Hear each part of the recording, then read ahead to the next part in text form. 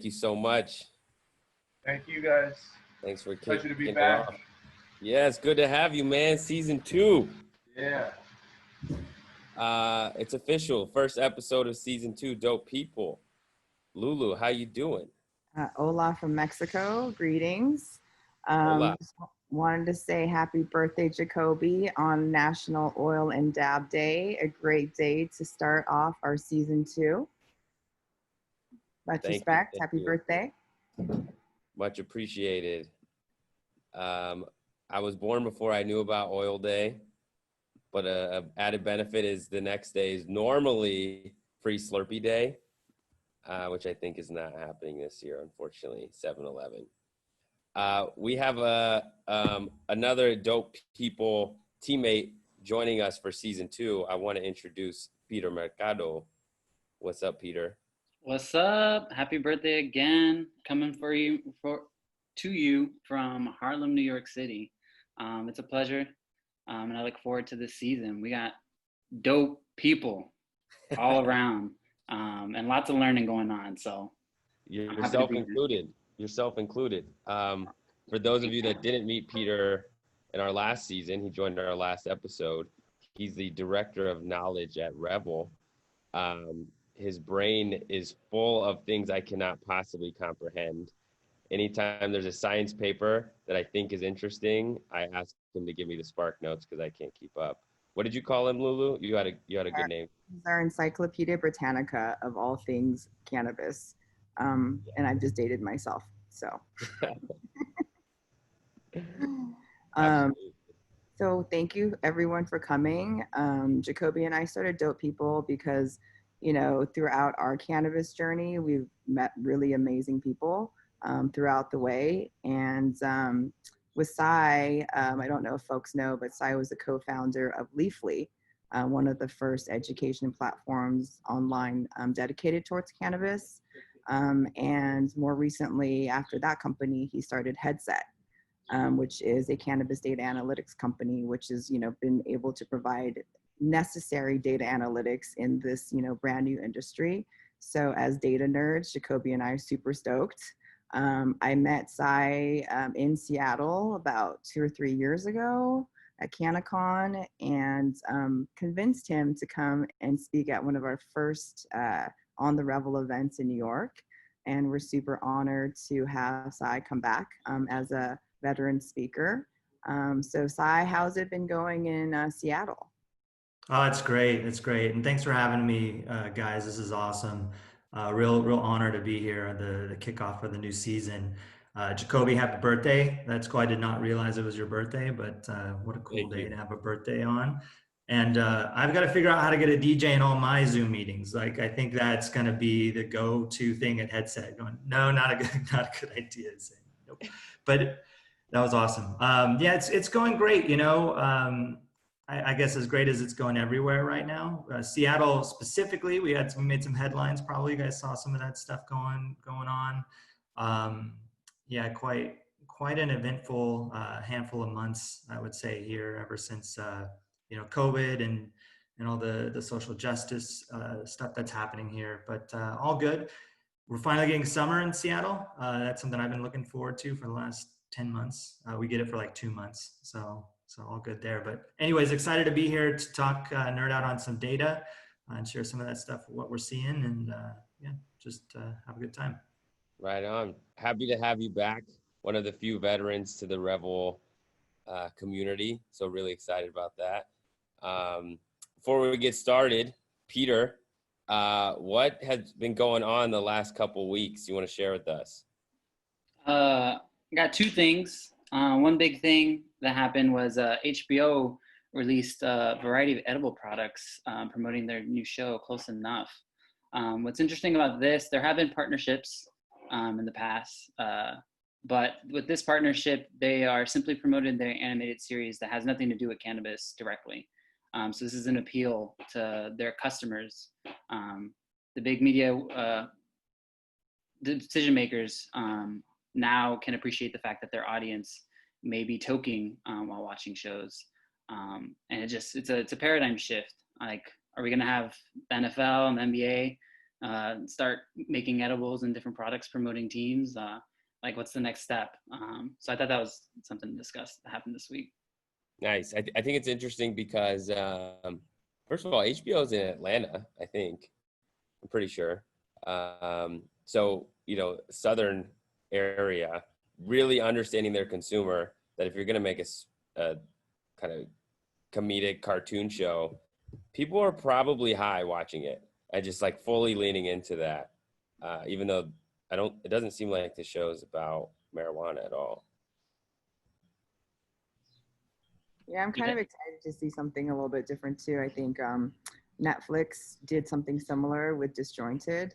I watched a couple episodes. It was okay. I mean, it was cute. It was trying to get put into mainstream, but it was, very much focused on stereotypes of stoners. So I think this is a, more sophisticated way of presenting content that goes well with smoking weed versus just about weed. So I'm kind of stoked to check that out. Sai, are you seeing some of these kind of licensing, kind of branding, kind of a different way of approaching it now that we're many years into legal cannabis now? Yeah, certainly. I think it varies market to market. Certain markets, I think, lean into it a bit more. You see it in the U.S. Canada has some pretty strict restrictions on branding, like using celebrity brands, like Leafs by Snoop, which was originally a brand in Colorado. That's obviously backed by Snoop. Came to Canada, but they had to rebrand it as LBS because couldn't have any kind of celebrity endorsement. There are some brands like a Trailer Park Boys type brand that kind of uses the same font and doesn't say Trailer Park Boys. For those that are familiar, it's a series you can see on Netflix, but it's Canadian. But it kind of skirts it a little bit. But in the US, you have brands like Marley Natural and Willie's Reserve and other celebrity brands. So you're seeing more of that.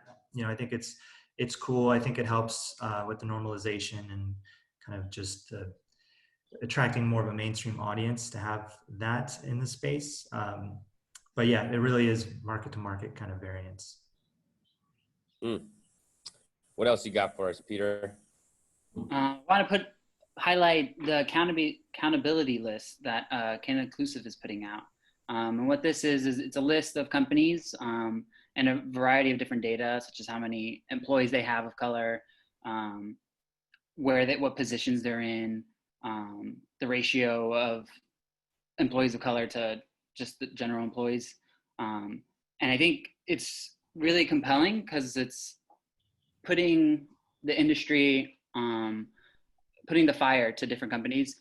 I mean, cannabis legalization as a whole has always had social injustice as a key part of it.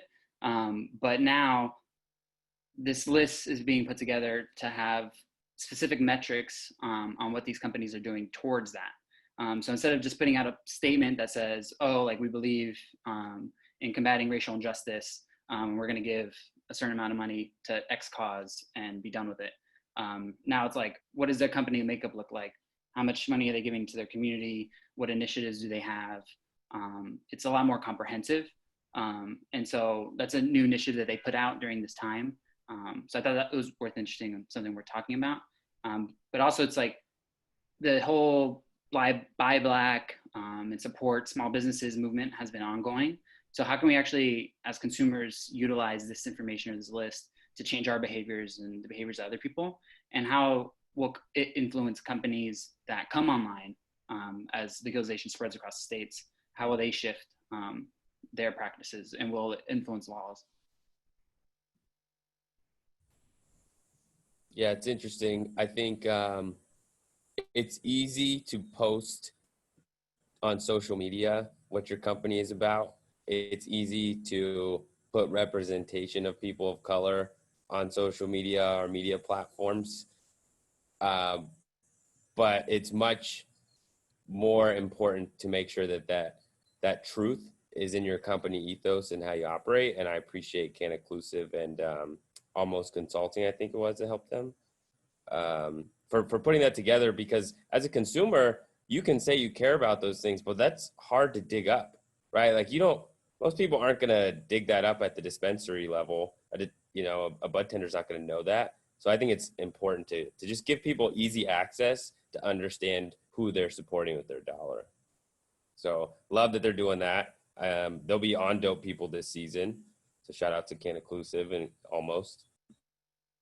Yeah, and I mean, I think it's really great to also see that, hey, I would like to see companies have more than one person of color who's the diversity and inclusion, director, and that's it. It'd be great to see folks in decision-making, manager, founder positions, and I think, a lot of people are saying that like this is a call out, kind of cancel type of thing, but maybe we can consider it more of a call in and having people become more aware of not just within the cannabis space, which is really important, but all other industries as well. So this is a wake up call, and I think it's going to be more important. And I hope that these things are taken into account as more states come online with their rec programs. There's a lot of opportunity to do that. So I'm really excited that there's momentum moving forward with that. Thanks for pointing that out, Peter. Right on. All right. So talking about company data, consumer data, I think is the perfect pivot to our awesome speaker here, Cy Scott. We talked to you ahead of time. Really fortunate to know you and just be friends with you. We want to see what you have put together, shed us some light to what has happened the last 3 months or the last couple months since the world has changed quite a bit. Yeah, certainly. It's interesting times, I guess, to say the least. We're all here, doing this over Zoom versus, in person in New York. But I think there's some cool stuff that's coming out of it for a variety of ways or reasons. But what I wanted to share today was some data that we're seeing. Just, I think everybody that's tuned in here, has heard at a high level, things in the cannabis space aren't the same. Sales are up, sales are down. Cannabis is an essential service. Cannabis is not an essential service, really kind of all over the place. And at Headset, we've been able to track that. And we built some pretty cool reports, for our audience to kind of help navigate this stuff. And it's quite, complex. And every business, I think, even outside of cannabis, is like struggling with things like forecasting and really understanding, what's coming up. So I thought today we'd kind of take a look at, what happened in those first days. It seems so long ago when you think about back in March and, kind of seeing this COVID-19 thing come in all the way to social distancing rules, being implemented, and how that impacts, the cannabis business. A lot of markets shut down, a lot of markets stayed open, a lot of markets, had different rule sets around, how you could purchase and so on. And so I'm going to touch on some of that, and then bring it to today. Like, where are we at today? Where are things going? And I think there's a lot of long-term impact that's going to happen, like purchase behavior changes that are accelerated. I've heard people say that COVID-19 is the great accelerator. Like, traditional retail businesses that were struggling are really on the ropes now, right? Because it just accelerated everything. And I think there's trends in cannabis that are being accelerated because of COVID-19. So for better or for worse, but I thought we'd go through the data here. So let me share my screen. All right, looking good. Yeah, you guys see it? Perfect. Okay, so let's start back. Well, this is actually, it was about a 10-week view that we did this report. And again, at the end, I'll kind of fast forward to today, but it was really like week by week. Stuff was changing. I mean, it was changing daily, frankly. And this data is coming from markets that we track from a market data perspective, which means that we work with a number of retailers in those markets, a sample that is representative of the market, and we can get a sense of what's happening on the top line. So you can see Canadian markets in here, Alberta, British Columbia, Ontario, but you can also see some US adult use markets like California, Colorado, Nevada, Oregon, and Washington. And this goes all the way back to the beginning of March, kind of before COVID really impacted what was going on in the U.S. It was, certainly international, had some impact pre-March, but March, kind of mid-March is when things started happening in the U.S. So you can see it's kind of all over the place. This chart we're looking at here is median percentage change in like store sales. So what that means is, similar stores, how did their sales change versus earlier in the year? So from January. And you can assume, small growth. So when you look at March, you're looking at, sub 10% growth. That's pretty common, right? Every market's just continuing to grow. Cannabis growth, more people are purchasing cannabis. There's more access to cannabis. So the market is just naturally growing, but at a small clip. And then you can see it really ramp where you're seeing double-digit 100% growth happening.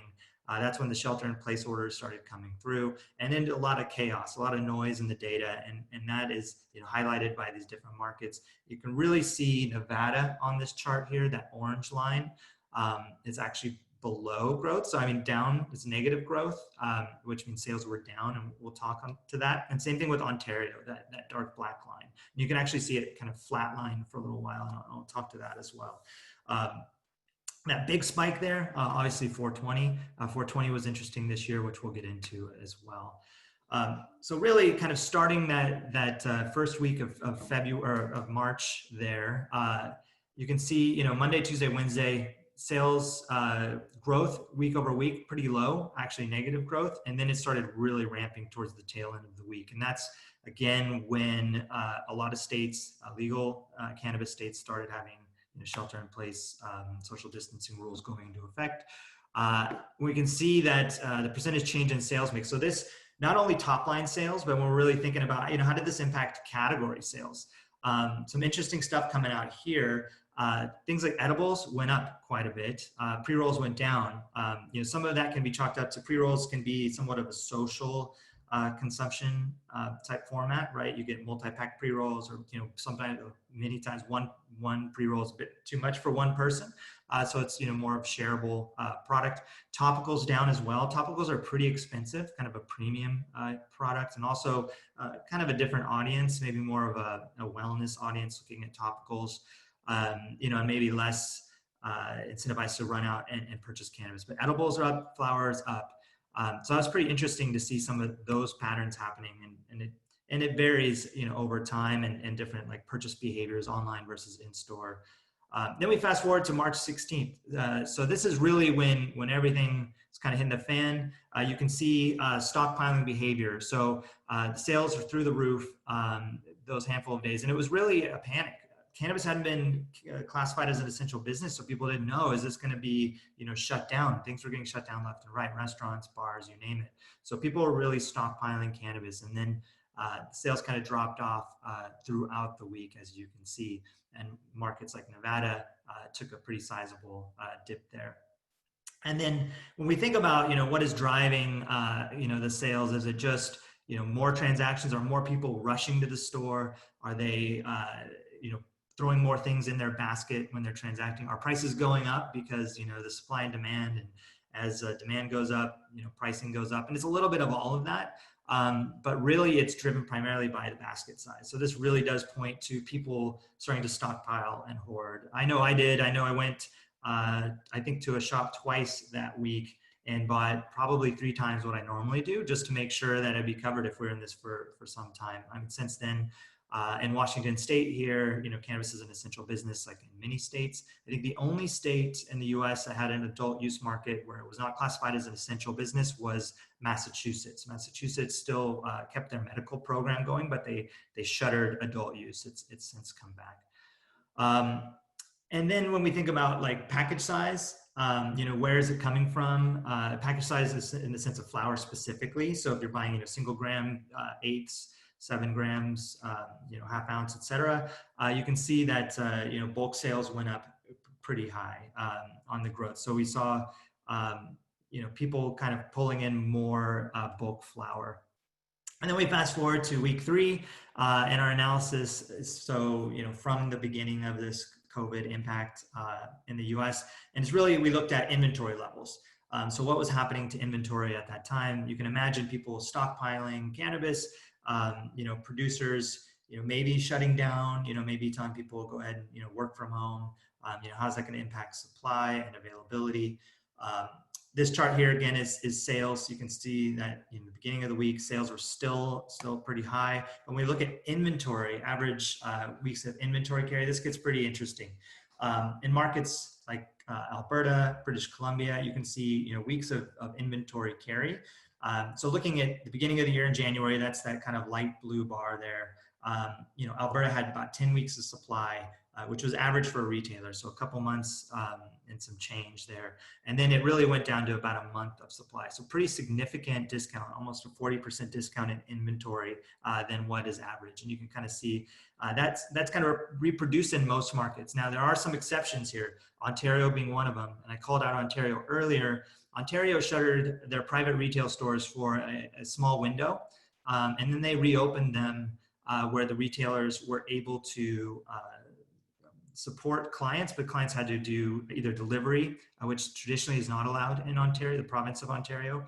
Delivery has been handled primarily by the OCS, which is the provincial government, but they did make an exception where private retailers in Ontario could do delivery as well as curbside pickup. So that's the click and collect, the pre-order pickup. So you saw Ontario actually had the inverse, started stockpiling inventory, and it was really because of access. People couldn't go to the stores and purchase. When they did open it up, there were some limitations. You're used to driving to the store to pick it up, and now you got to go pre-order or schedule delivery.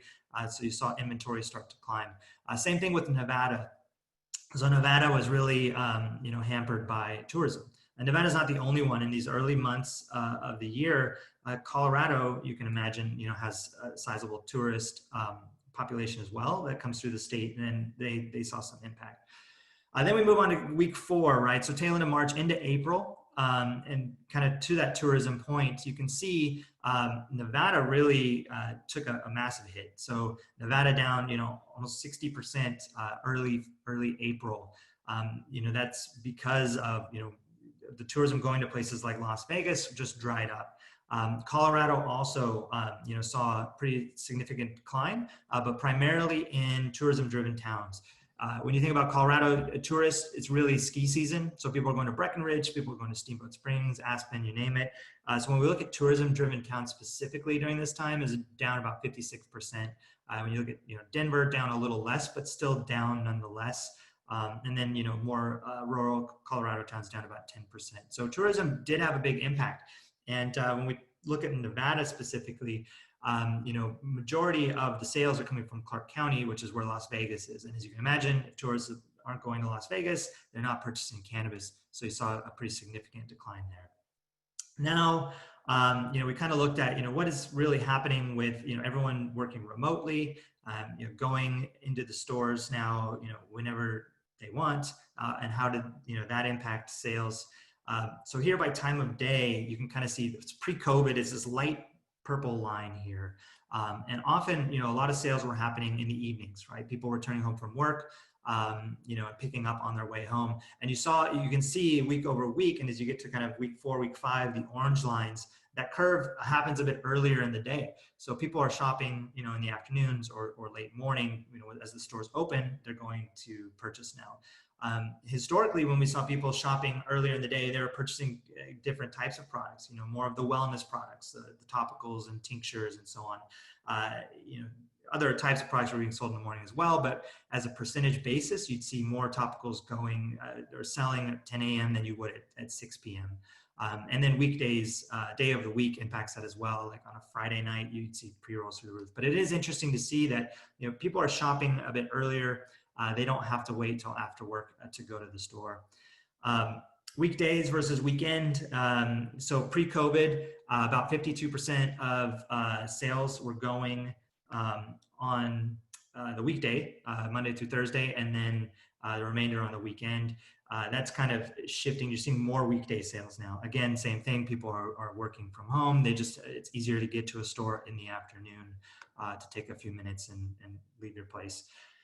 And then towards the end of April, we're getting to 420 sales ramp. I don't know if anybody remembers, it seems like so long ago now, almost 3 months ago, but a lot of the states that have a legal cannabis framework, we're talking about, don't make 420 a big celebration. We don't want crowds and crowds of people coming to the stores.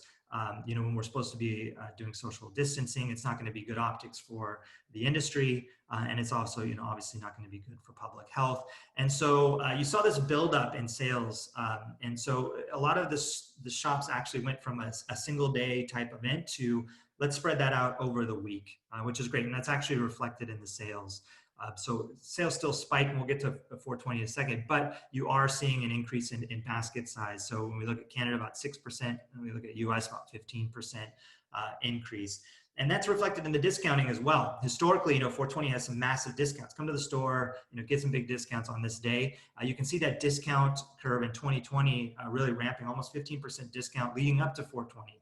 When you compare that to like 2018, the day before 420, discounts were just about 9% there. So, you could see the discounts being reflected. You could see stores trying to get people to come earlier in the week and not all aligned on 420. Now, actual 420 sales were still sizable, as one would expect. But the nice thing is when you look at this orange chart here, sales are kind of spread out, where you see in 2018, 2019, these giant spikes of 420 sales. It was spread out over the week, which is great. I mean, the industry did a good job of really just focusing on getting people to come throughout the week, not on a single day. But when you add up all the sales for the week, it was about on par with what you saw, in previous years. Last but not least, I want to touch on delivery versus in-store. So kind of skipping ahead here to May, we did an analysis, based on, shopper behavior. So different markets are different, have different requirements. So some, forced delivery, like in markets like Nevada, you couldn't go into a store early on. Same thing as I mentioned in Ontario. Washington State still doesn't have delivery for retailers. But markets like Colorado started opening it up. So it really does vary, but shopper behavior is changing because of that. I'm sure it's the same for everybody with maybe their groceries or with restaurants. You're now probably using DoorDash more, maybe Instacart for things like that. And we're seeing the same thing happening in cannabis. And what's really unique or interesting is that the actual transaction is different. So with delivery now versus in-store, you're seeing a larger basket size. So, $85 on average versus $62. So that's about a 30% increase in basket. And I think that has to do with, people shopping online. It's easy to add things to your cart. You're going to a store, you see what's in front of you, maybe a button that recommends a couple things. But on the web or on, any sort of online experience, you can be shown a lot of products. It's easy to just kind of add those things to your cart and click, checkout. Average items per basket, that larger basket size is really driven by just more items in a basket, not any sort of price point change. And often we see that when people are purchasing online, there are discounts associated with that. Maybe a little less so now that it's kind of required in a lot of places where you have to purchase online before you go to the store.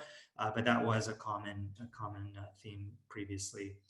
And then on category sales, so category sales do vary a little bit on in-store versus delivery. You can see some like flour, concentrates, edibles, and beverage have pretty high variance. Beverage has a really high variance. Beverage is still a very small share of market, 1 to 2%, kind of depending on the region. But more people are buying beverages with delivery versus they are with in-store, and kind of the opposite of that with things like vapor pens. So, all very, very interesting, just kind of these changing behaviors, changing sales. When you hear a lot like cannabis sales are up, cannabis sales are down in COVID. Again, it's market to market. In a market like Nevada, certainly they were down because of tourism. And I think that's pretty intuitive. You don't need really data to kind of understand that, but it's interesting to see that. In other markets like Washington or Oregon, more mature markets, even Colorado, once the tourism season ended, sales are up. Cannabis seems to be pretty, recession proof if we are kind of marching into a recession, which is great for those that are in the industry. We know that, people continue to purchase. We saw back in 2008, 2009, with the recession at that time, you can look at alcohol sales, while some of the premium brands were impacted, people were kind of gravitating towards the less expensive brands, and sales were up for alcohol. I think that, fast moving consumer goods, items like that still do well in a recession. I think, big ticket items like, fancy cars and stuff, might not do as well. But we're seeing that in cannabis too. So this is, looking at January baseline to today. So fast forwarding to July, you can see everything is up. So when we compare to that baseline back in January, sales are up across all these markets here. These are US based markets, California, Colorado, Nevada, and Washington. And you can see that growth of Nevada. So that plummet between March and April, and slowly climbing back as they allowed delivery, as they allowed curbside pickup. Now with Las Vegas opening up again, sales are getting there. You can expect growth anyways pre-COVID. If COVID didn't exist, you'd expect a little bit of growth. So maybe they've been hampered by this, but when you look at these other markets, up 36%, in what is that? That's Colorado. Up 23% Washington. No, those are big percentage points when you're thinking about these relatively mature markets. So, it's good. It's good industry to be in at this time, even with all this disruption. And then, to kind of close out here, weekday sales by hour, we were looking at that back in April. It still holds true today. So when we compare, February, which is this gray curve for those that can see on the screen here, versus, just last week, July 6th, you can see that a lot of sales are still happening earlier in the morning, less so at that 5-6 p.m. hour. So I think that's, again, still reflective of a situation where we're all kind of working remotely.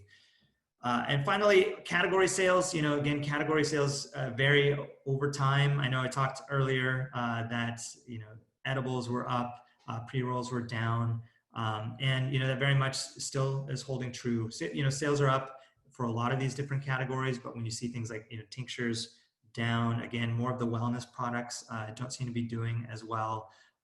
But, flower sales are up, vapor pen sales are up, all this stuff's up in, this during COVID time, even though we're, so many months in at this point, you still see some category shifts. So all this stuff, we publish in a variety of ways. I would encourage, anybody tuning in, we do have some pre-services where you can log in and get this type of data. One thing that we do with Headset is we deliver this in real time, so you don't have to wait too many months to kind of see these trends. So if you're in the business, if you're producing products, if you're retailing products, it's really good to stay on top of this. And you get all that through Headset. This stuff that I'm sharing here today is from a premium report that we sold, a few months back, during this window of time, this first 10 weeks. But I thought it'd be interesting to just kind of look and see kind of what happened in all that, the chaotic time. Our team, given we do real-time insights, really struggled with making sure that our data was accurate. Things were fluctuating so much, it was really hard to predict. When you hear about publicly traded companies now, even outside of the cannabis space, they're throwing forecasts out the window because they really don't know what to expect, because it is hard to track when there's so much volatility in the market. Things have since stabilized quite a bit. I think everyone's kind of settling into this, at least throughout the rest of the year. It seems like, kind of given where we're at with COVID, it's not going away anytime soon. So people are developing patterns and habits as it becomes more part of life. So all interesting stuff. This is why, as Lulu mentioned, I got into this space early on with the founding of Leafly. Really wanted to solve a problem there, really demystifying cannabis for kind of a mass market audience. With Headset, we really want to enable operators to be more successful through data, so using data to drive decisions. And times like this, I think, really highlight how important it is to look at metrics like this, just to make sure that you are more successful, and ultimately this industry is more successful. Sai, thank you so much. You are a wealth of information. As data nerds, I was trying to look at my screen and look at every little piece. It was great. So thank you for that.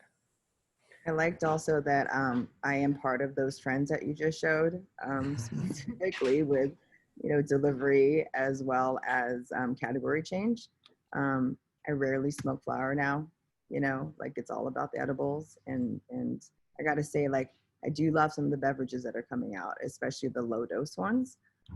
So people like me, what do they call it? Dad weed or something like that, or mom weed, which is I don't need the 5% THC. I would love an 8 to 10% THC that I can enjoy without getting just ripped. So, folks out there, love more products like that. We had a neighbor in college, this old hippie dude. He just wanted the leaves. He's like, I can't handle those nugs. Just give me the leaves. I just need a little bit. So maybe dad weed is or grandpa weed is the right phrase.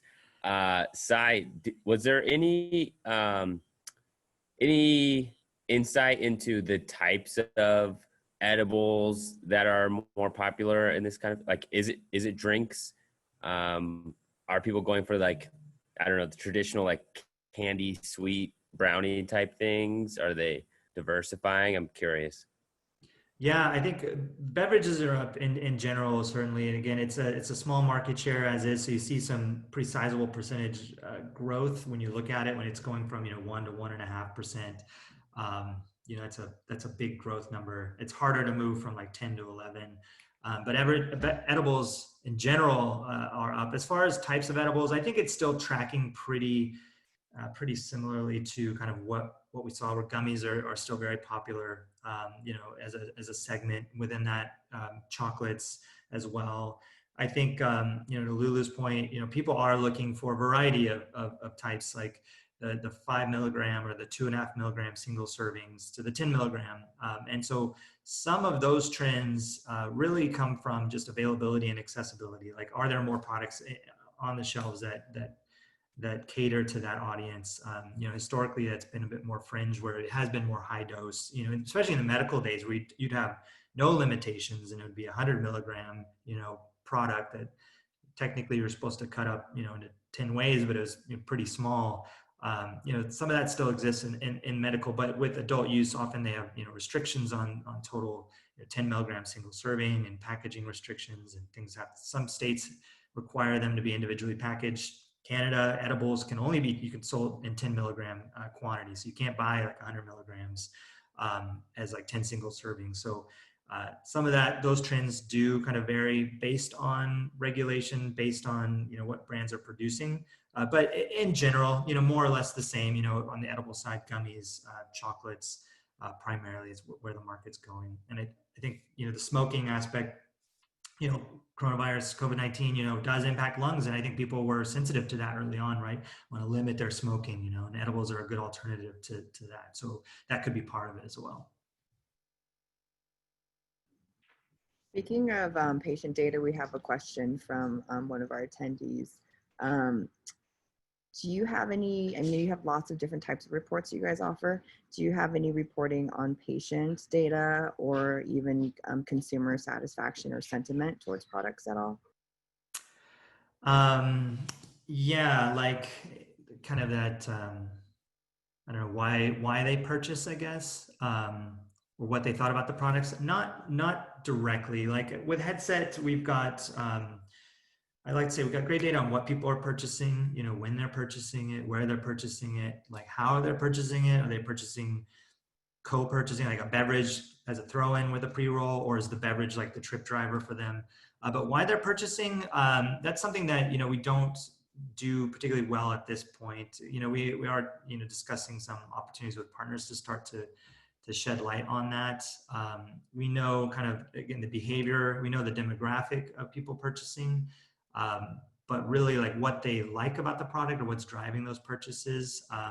We work with partners like Nielsen that have what they call a home scan panel. It's a consumer panel, so they can ask questions like that and kind of track some of that. So we bring some of that into client engagements, but nothing in our dashboards that have the specific, like, this is what people thought about these products or what is driving those purchases specifically.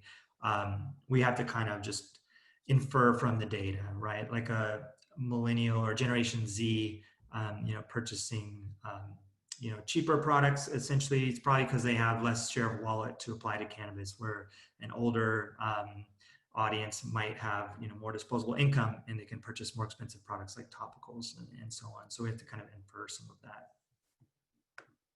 I was curious if there was any other insights from the demographics. So I don't know if you see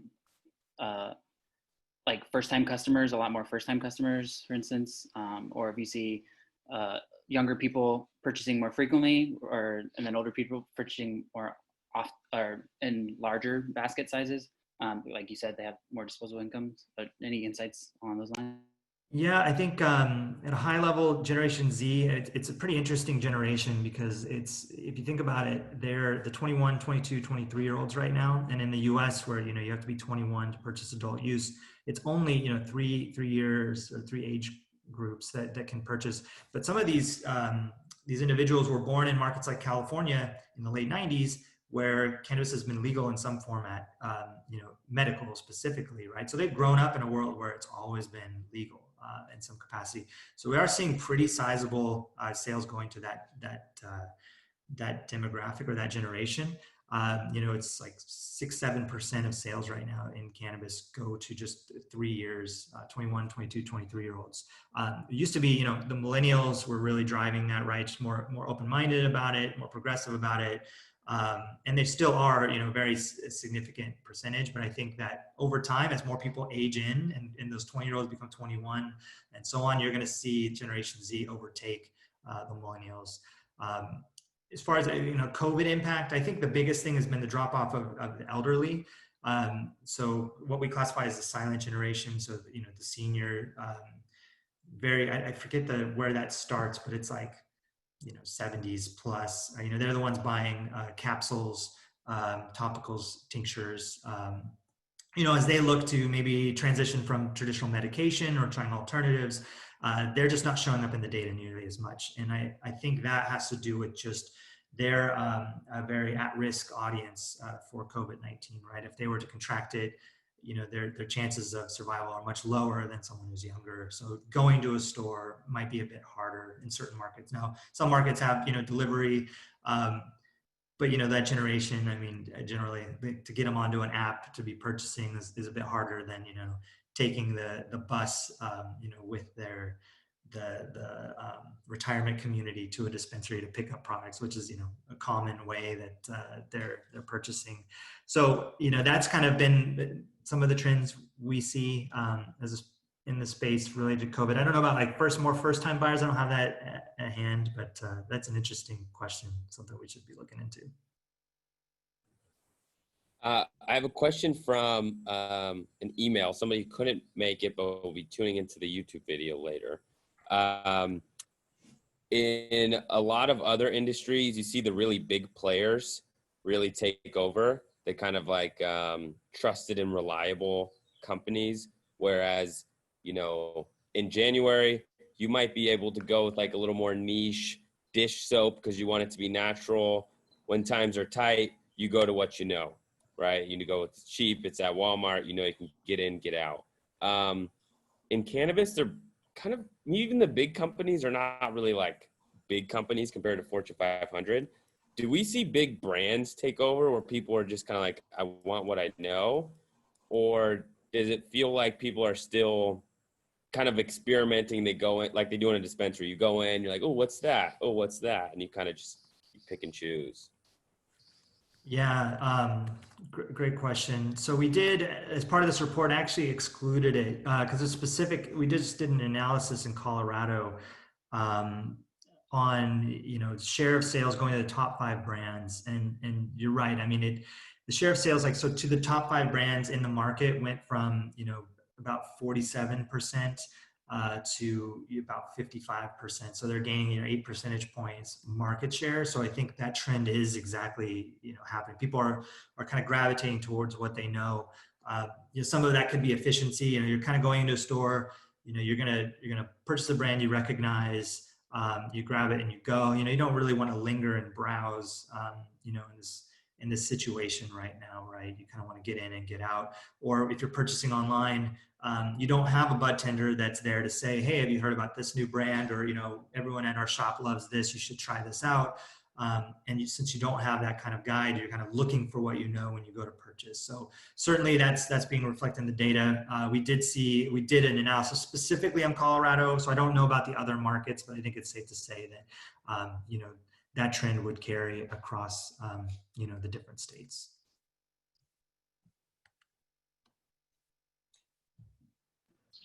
We've got a couple more questions for you, Sai. Some interesting requests, actually. Any type of data reports around devices, dab rigs, bongs, pipes, things like that. Yeah, no, we don't bring any of that in. We do see it. The way we source our data is with our retail cooperators. So we work with retailers and dispensaries. We're connected at their point of sale, and we give them great, insight in exchange for access to that data to use in aggregate. So we pull in all these transactions, and of course, in those transactions, accessories come through. But what we don't do is any classification of those accessories. So when we see a product, a brand, an edible, for example, come through, we have to do a classification where we match that to a product in our database. And that's how we kind of normalize across all these different retailers. So we don't have that same catalog for accessories. At a high level, like maybe in an aggregate, we can see certain categories of accessories. And we've done, some early reporting, kind of ad hoc reporting from time to time, but nothing like out of the box as part of our subscription service. Early on, we kind of made that decision just for scoping purposes. There's so many different brands out there that exist, in the glass world and so on, that it's just hard to track. We wanted to kind of keep it to anything that wasn't a cannabis product specifically. So yeah, nothing to share today. But any specific questions, I'd encourage people to just send a note in through our website, and we can see if we can answer it for you. Cool. And that's headset.io, right? Yes, yeah, that's right. We're at headset.io. So Elijah, if you have more questions about the data that Headset provides, just send out an email and they'll get back to you. We have a couple other quick questions. We have 4 minutes left, so I'm going to try to fly through these. Do you see, I think there's a popular meme, right, from illegal to essential.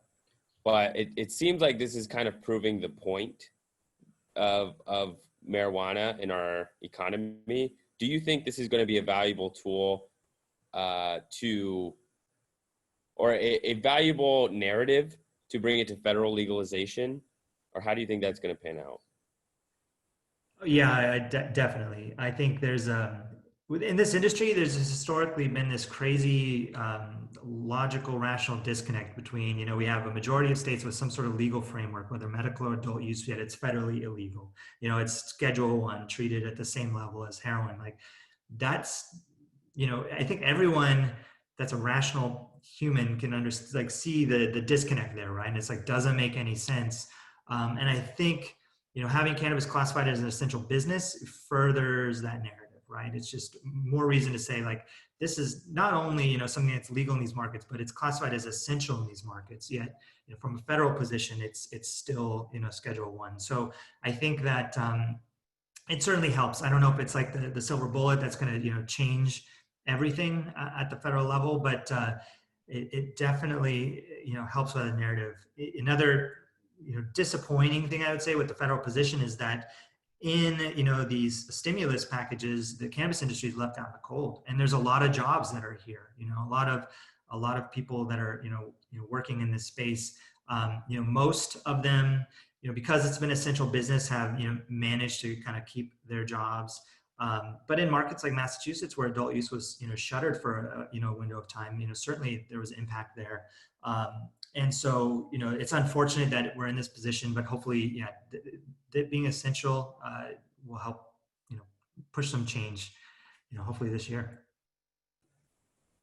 Awesome. We're going to wrap there, Sai. I have to say, it's an honor to have you a second time. We're really grateful. All around, just cool person, dope person, if I will. Thank you so much for joining us and sharing what's been going on in this world. Thanks. Happy to be back. And thanks for having me. Cool. Once again, thank you, Lulu, my lovely co-host. Thank you, Peter, for joining the season 2 squad. And on that, rest in peace, George Floyd, Ahmaud Arbery, Breonna Taylor. If you're out in public, wear your fucking mask. It's not about you. Thank you, everybody. And DJ O, take us away.